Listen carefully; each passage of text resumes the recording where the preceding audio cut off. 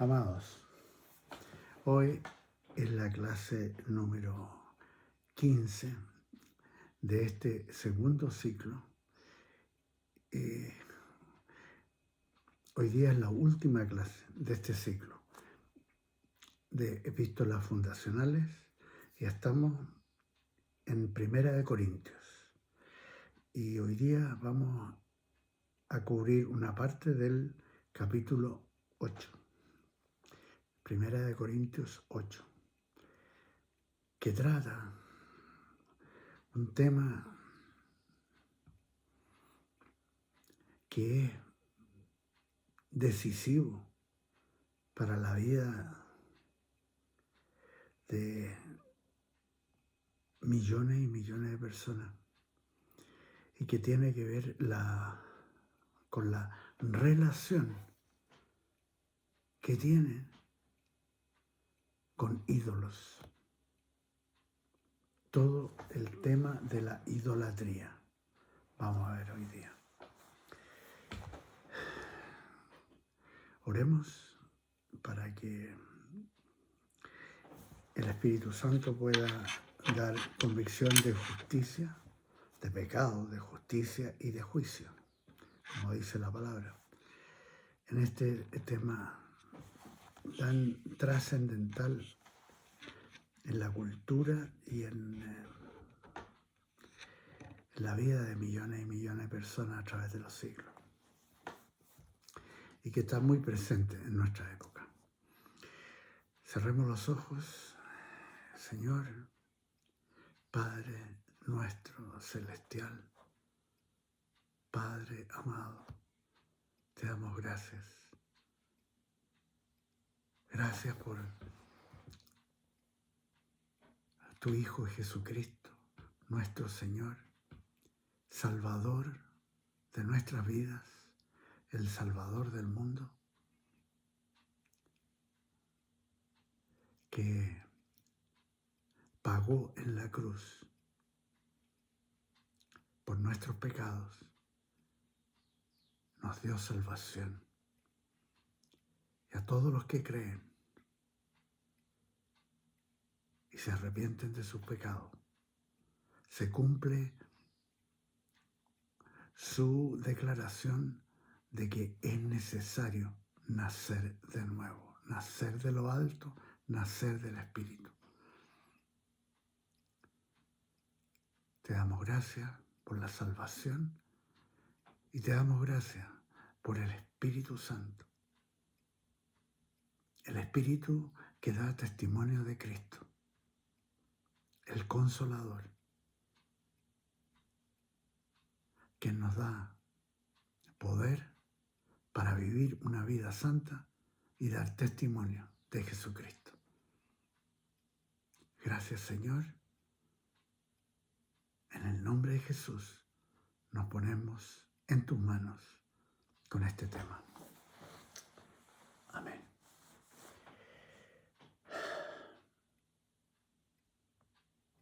Vamos a leer versículo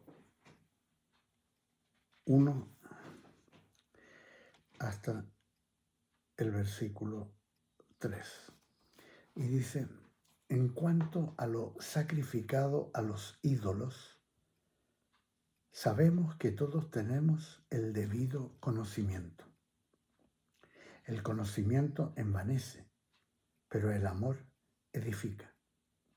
Y si alguno se imagina que sabe algo, aún no sabe nada como debería saber. Pero si alguno ama a Dios, es conocido por Él.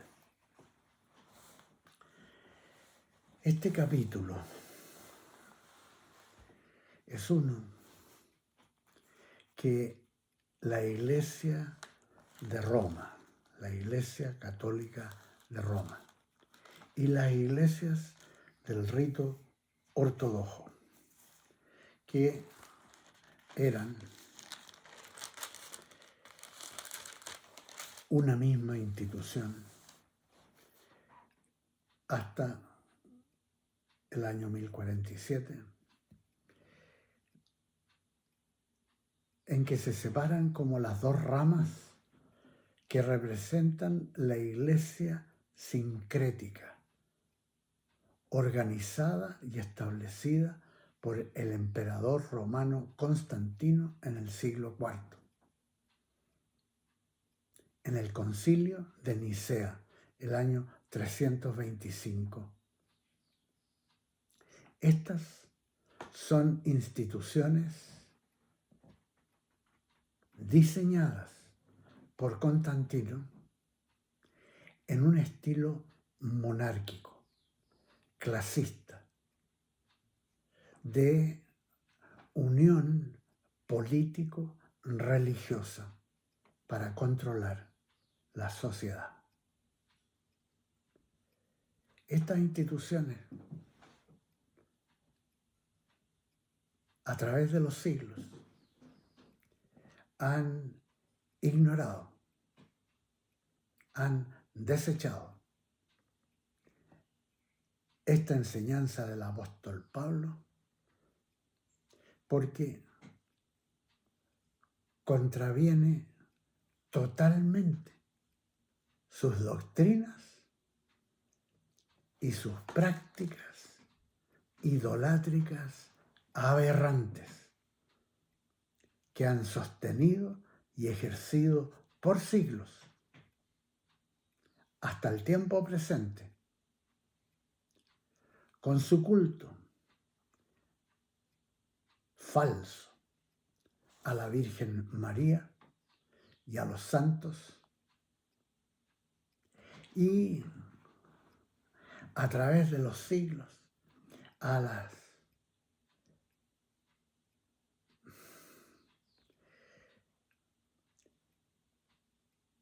falsas reliquias con que han engañado a millones y que en su error trágico y monumental creen que con sus votos y mandas están haciendo cosas que de alguna manera obtienen respuesta de la Virgen o algún santo ya fallecido, y que, por lo tanto, creen que tiene alguna relación con Dios, lo cual, como vamos a ver, el apóstol Pablo nos muestra que son doctrinas y prácticas totalmente falsas.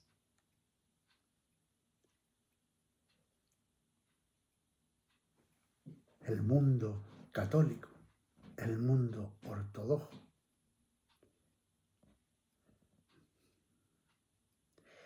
no solamente hace estas cosas que son opuestas a Dios, que son abominación para Jesucristo, y aún más son prácticas de adoración a Satanás. Gracias al Dios verdadero, al Espíritu Santo, que a través de los siglos nunca se ha quedado sin testimonio, en creyentes fieles a la palabra de Dios, siempre perseguidos, muchas veces asesinados, martirizados, especialmente por agencias papales, como se puede leer en la historia de la Reforma Protestante e incluso antes de la Reforma, las persecuciones brutales a los cristianos genuinos por parte de esas instituciones, especialmente concentradas en el antisemitismo, el odio a los judíos y la persecución a través de los siglos que ha desencadenado confiscaciones, que ha desencadenado persecuciones, que ha desencadenado brutalidades de todo tipo en contra del pueblo de Dios, el pueblo judío,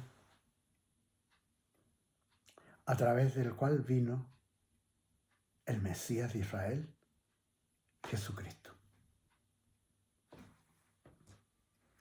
Yo creo que para todos los que hemos salido de la Iglesia Católica de Roma,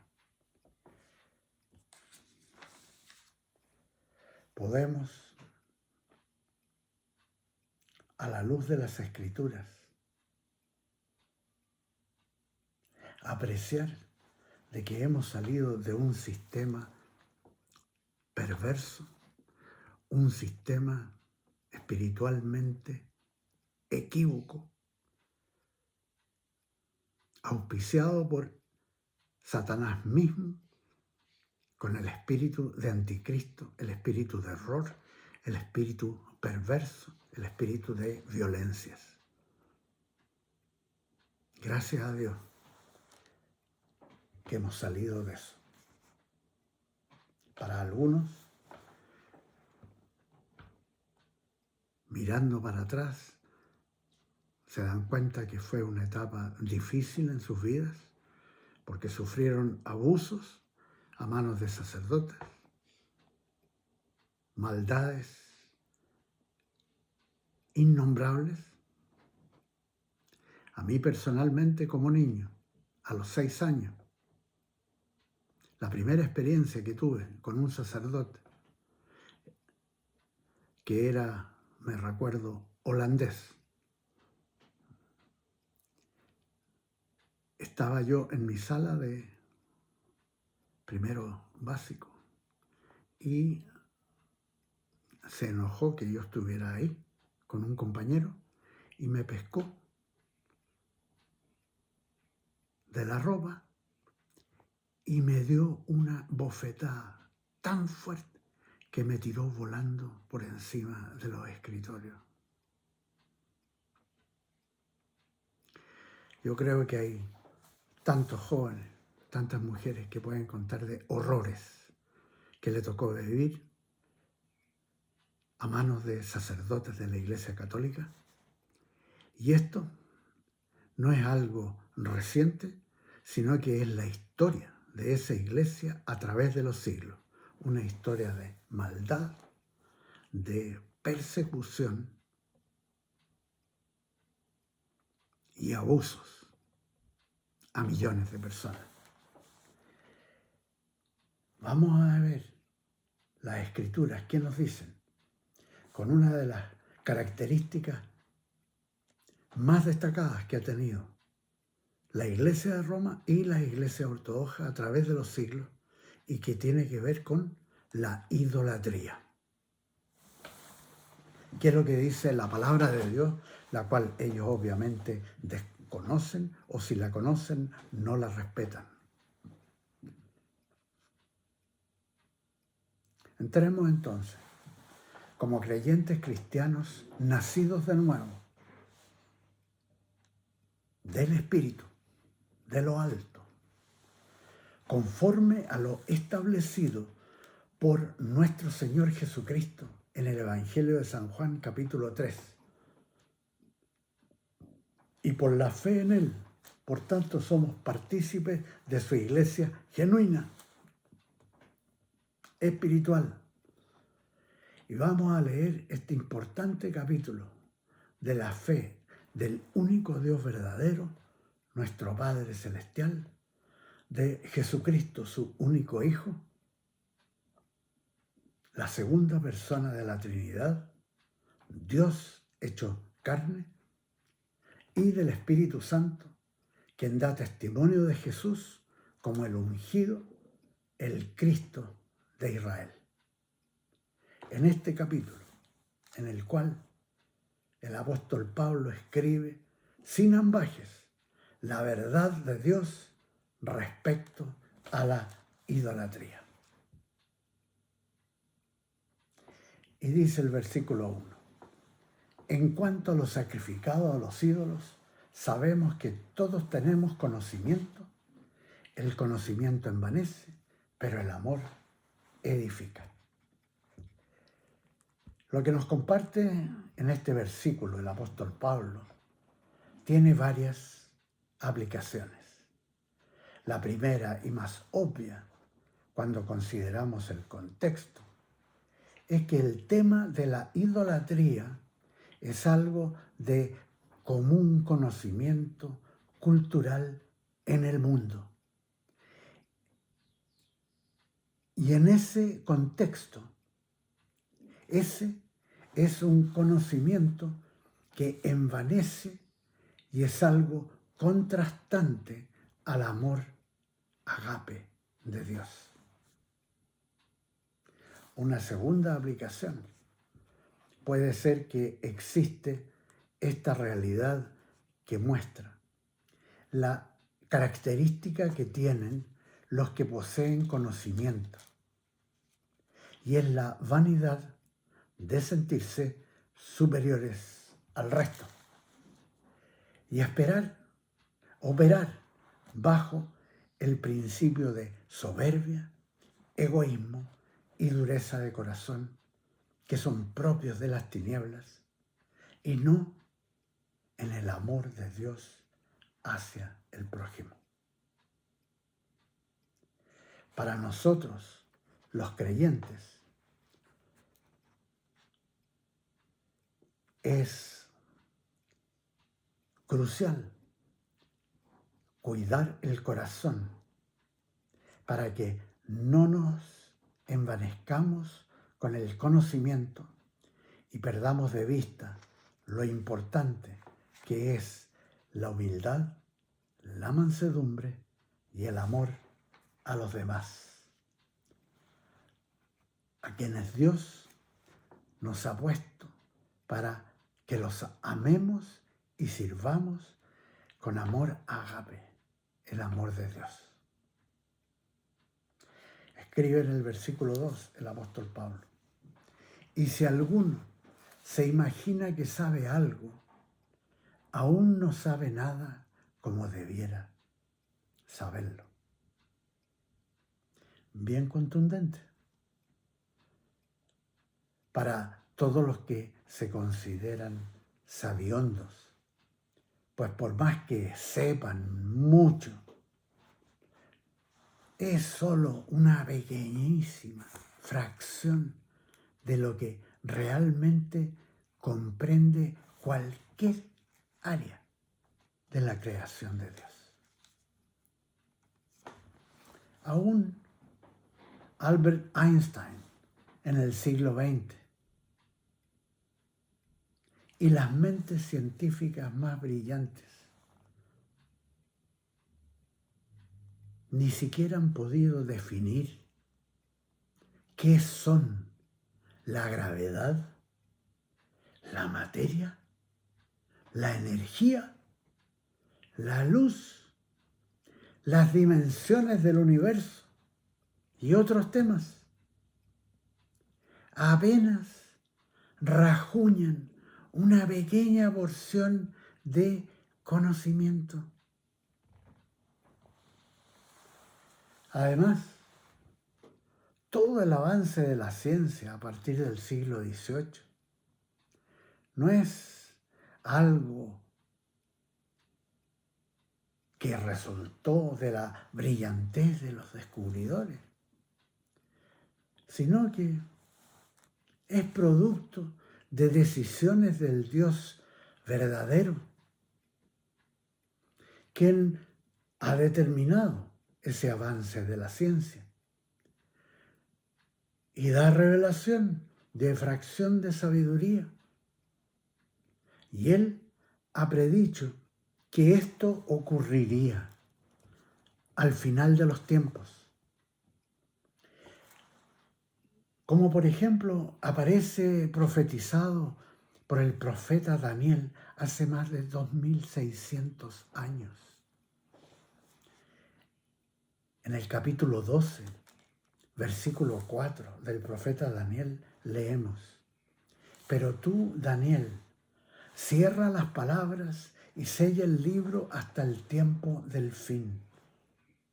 Muchos correrán de aquí para allá y la ciencia aumentará. En el versículo 3 escribe el apóstol Pablo: pero si alguno ama a Dios, es conocido por él. Una escritura sencilla, más profunda en su significado: el ser conocido por el Dios Altísimo. En el versículo 4 escribe: acerca pues de las viandas que se sacrifican a los ídolos, sabemos que un ídolo nada es en el mundo y que no hay más que un Dios. En la época del apóstol Pablo, como hasta el día de hoy, hay millones de personas que ofrecen, por ejemplo, al hacer un voto, prenden una vela. Y esto se ve mucho en las iglesias católicas. Miles de velas prendidas a un santito. U otras personas que le ofrecen comida a ídolos, haciendo con ello un voto, una manda, o simplemente en honor al ídolo. Como recuerdo haber visto años atrás en Singapur y en Indonesia, que acompañaban el sacrificio de un pollo o una gallina, de los cuales derramaban su sangre y encendían velas a un ídolo. En contraste absoluto a esas creencias y prácticas, el apóstol Pablo escribe: pues aunque haya algunos que se llamen dioses, sea en el cielo o en la tierra, como hay muchos dioses y muchos señores, para nosotros, sin embargo, solo hay un Dios, el Padre, del cual proceden todas las cosas, y nosotros somos para Él, y un Señor, Jesucristo, por medio del cual son todas las cosas, y nosotros por medio de Él.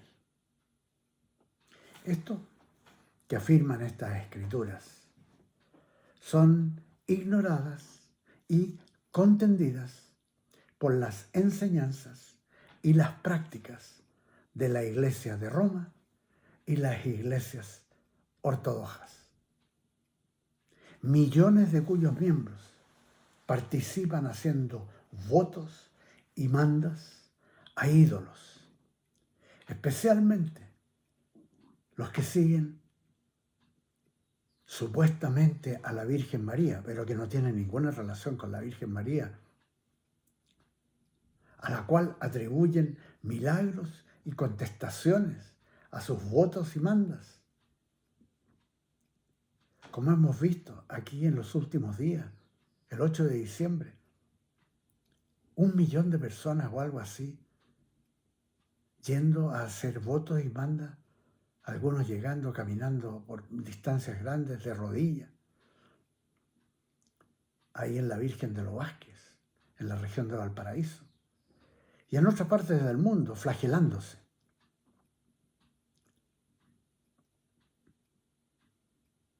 Son formas del culto llamado Mariología, una de las formas más fuertes de idolatría que existen.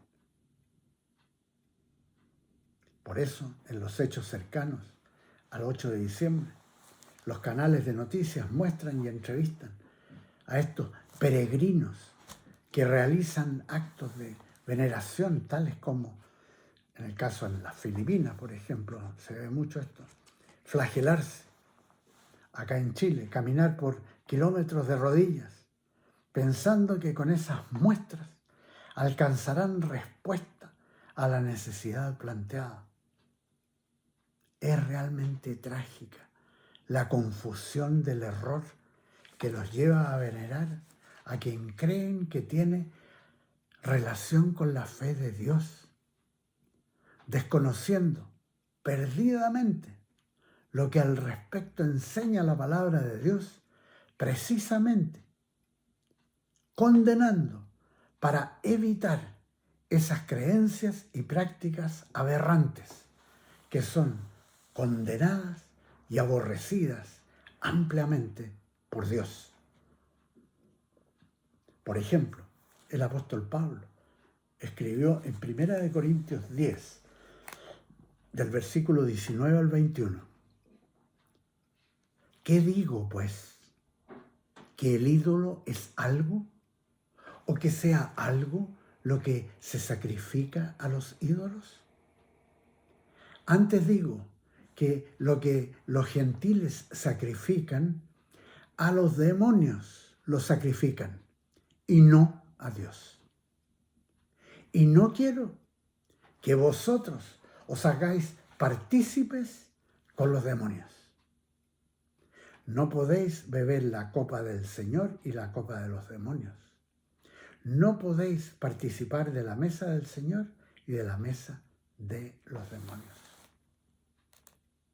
Y no solamente el apóstol Pablo denuncia la idolatría, sino que esta lo es con mucha condenación por los distintos profetas del Antiguo Testamento, por Jesucristo mismo y sus apóstoles del Nuevo Testamento. Así, podemos leer algunos ejemplos en el Salmo 15, versículos 3 al 8.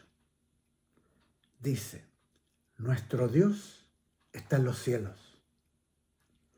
Todo lo que quiso ha hecho. Los ídolos de ellos son plata y oro, obra de manos de hombres. Tienen boca, mas no hablan. Tienen ojos, mas no ven. Orejas tienen, mas no oyen. Tienen narices, mas no huelen. Manos tienen, mas no palpan. Tienen pies, mas no andan. No hablan con su garganta. Semejantes a ellos son los que los hacen y cualquiera que confía en ellos. Tremendo. El profeta Isaías, en el capítulo 44, versículo 9, dice: los formadores de imágenes de talla, todos ellos son vanidad, y lo más precioso de ellos para nada es útil, y ellos mismos son testigos para su confusión de que los ídolos no ven ni entienden. En Jeremías 51, 17 dice: porque mentira es su ídolo, no tiene espíritu. En Primera de Juan, el apóstol Juan, Primera de Juan 5, 21, escribió: hijitos, guardaos de los ídolos. Amén. Por último, con respecto al culto y la veneración a la Virgen, lo cual en realidad, en estricto rigor, no tiene ni una relación con la Madre de Jesús. Tan prevalente entre los católicos y los ortodoxos. Es una práctica que comenzó a manifestarse en el siglo IV, en la ciudad de Constantinopla. Después que la organización que implementó el emperador Constantino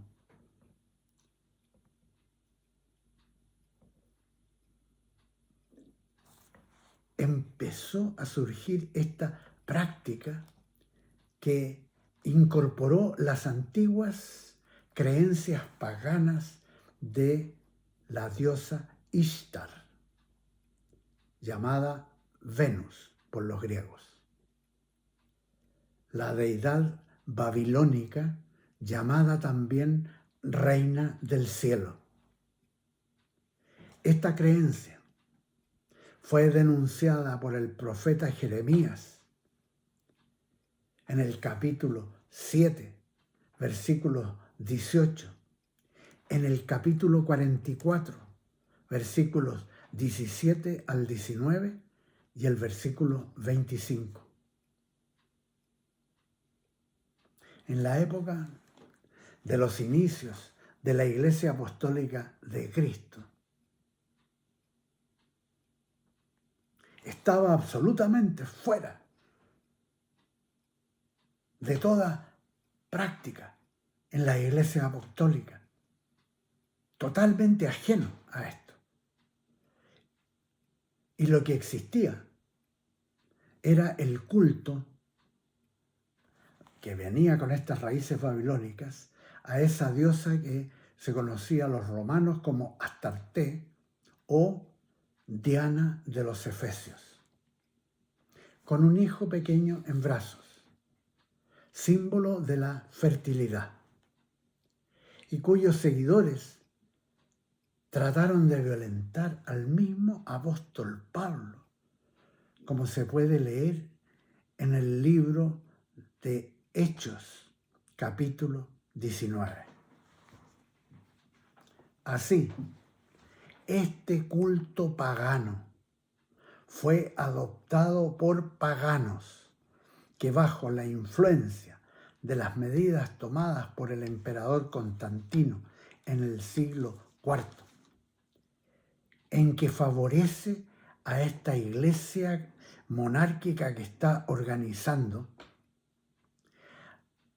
y a la cual preside en el Concilio de Nicea el año 325, en el cual alentaba y permitía que gente entrara a esta nueva organización sin conversión y trayendo sus antiguas prácticas paganas que se manifestaron en culto a María y a los santos. Esto último como una nueva expresión del antiguo culto romano a los ancestros, a los antepasados. Asimismo, la idolatría es denunciada y condenada profusamente en las Sagradas Escrituras de la Santa Biblia, tal como se lee desde el libro de Éxodo, capítulo 20, y leo del versículo 3 al 5.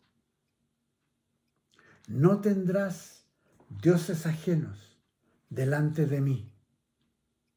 No te harás imagen ni ninguna semejanza de lo que está arriba en el cielo, ni abajo en la tierra, ni en las aguas debajo de la tierra.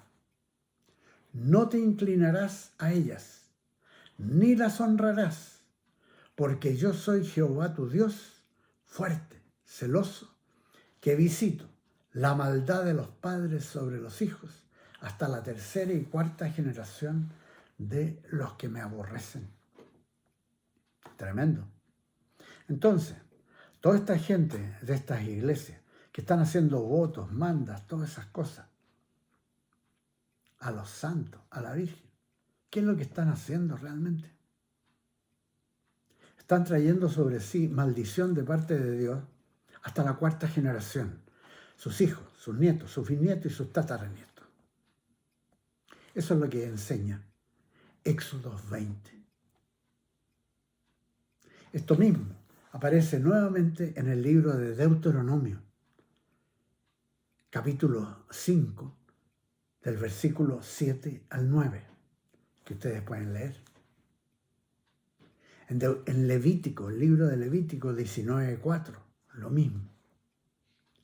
En Levíticos 26:1, por ejemplo, leo: no haréis para vosotros ídolos, ni escultura, ni os levantaréis estatua, ni pondréis en vuestra tierra piedra pintada para inclinaros a ella, porque yo soy Jehová vuestro Dios.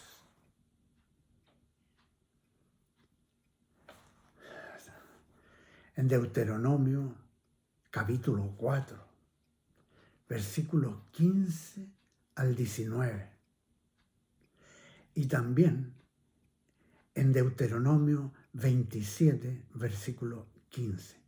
Se puede leer condenación de Dios al respecto de la idolatría y los ídolos.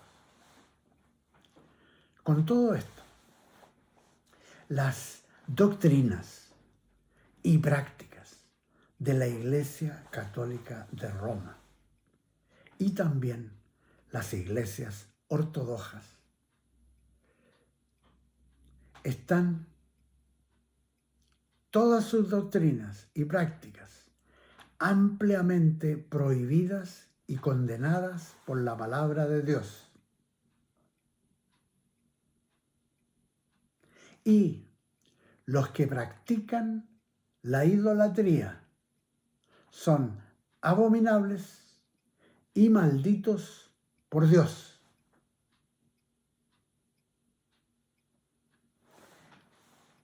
Todas estas gentes, con sus creencias y prácticas, se aseguran que van directo a la condenación eterna.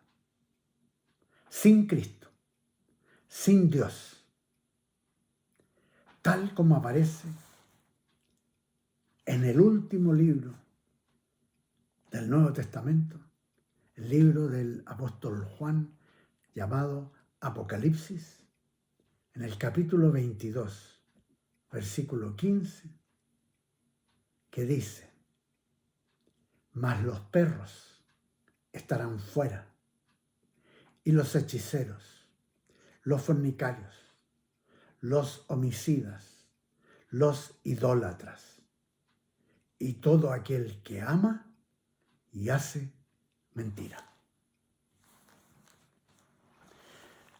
Entonces, a la luz de la Escritura, la idolatría, con todas sus versiones, en todas las distintas culturas, desde las aberrantes prácticas del hinduismo, con sus 330 millones de ídolos, a todas las naciones aquí en Latinoamérica, naciones en Europa, todas esas prácticas, y las iglesias que tienen doctrinas que avalan esas prácticas, son partícipes y responsables frente a Dios de llevar a millones de personas a la condenación eterna. Hoy día, si una de esas personas que está haciendo manda ahí en Lobasqui muere, se va de acuerdo a la palabra de Dios, como aparece por ejemplo en Lucas capítulo 16, en palabras y enseñanzas de Jesucristo, se va a un lugar que la palabra de Dios denomina el seno de Abraham o Hades, o en el Antiguo Testamento Seol, que es un lugar de condenación y sufrimiento que va a durar hasta el juicio final, en que son lanzados todas las personas que han muerto ajenas a la fe de Jesucristo, creyendo y practicando otras cosas. Toda esa gente condenada. Después del juicio final, van a ser lanzados al lago de fuego y azufre por toda la eternidad. Un lugar que me imagino será como algo como un plasma líquido, horroroso, terrible, de sufrimiento, por toda la eternidad, sin contacto, jamás con Dios. Por eso, a través de los siglos, a partir del siglo IV, siguiendo las doctrinas y la fe apostólica, las creencias de la iglesia primitiva, muchos cristianos, a través de los siglos, conociendo las Escrituras con temor de Dios, dieron voz de alerta, predicaron en contra de las prácticas que había asumido esta organización del emperador Constantino, un pseudo cristianismo, una pseudo iglesia cristiana, pero que violentaba todos los principios dados por Jesucristo, sostenidos por los apóstoles y confirmados no solo por el ejemplo apostólico de haber llegado hasta la muerte por predicar a Cristo resucitado, sino que muchas generaciones a través de los siglos, destacadas personas que fueron en contra de esa iglesia y fueron perseguidos y martirizados hasta llegar a la época de la Reforma, en que vuelve a restaurarse alguna de las creencias apostólicas y de las prácticas apostólicas, como por ejemplo que la salvación es solamente por medio de la fe en Jesucristo. No es por obras, como dice el apóstol Pablo en Efesios capítulo 2, versículos 8 y 9. No es por obras para que nadie se gloríe. Claramente, los apóstoles enseñaron esto y dice el apóstol Pablo, dice, porque por gracia sois salvos por medio de la fe, y esto no de vosotros, pues es don de Dios, no por obras, para que nadie se gloríe. Esa verdad la restauró Lutero, Martín Lutero, en Alemania. Y después siguieron los anabaptistas. Los anabaptistas que creían lo mismo que creen las iglesias pentecostales, carismáticas de hoy en día, que cesaron con el bautismo de infantes, esa aberración doctrinal y práctica que tiene la Iglesia Católica de Roma y algunas otras iglesias de bautizar infantes, bautizar bebés, cuando la palabra de Dios dice, no hay nadie, ni una persona en la historia de la humanidad que nazca cristiano. No significa nada que le hayan echado una agüita cuando bebé. Ese bautismo no sirve de nada, porque Jesucristo enseñó que el que nos nace de nuevo, que nos nace del Espíritu de Dios, de lo alto, no entra al reino de Dios. No va a ser salvo. Entonces, por eso la palabra de Dios denosta y condena radicalmente todo lo que tenga que ver con idolatría. Gracias a Dios que en 1976,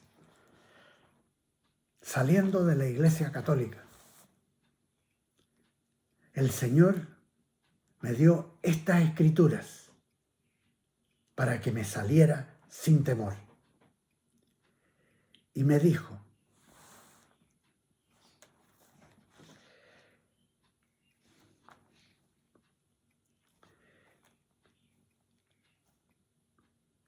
y seré por vosotros, para vosotros, por Padre, y vosotros me seréis hijos e hijas, dice el Señor Todopoderoso. Así que, amados, puesto que tenemos tales promesas, limpiémonos de toda contaminación de carne y de espíritu, perfeccionando la santidad en el temor de Dios. Y también me dijo: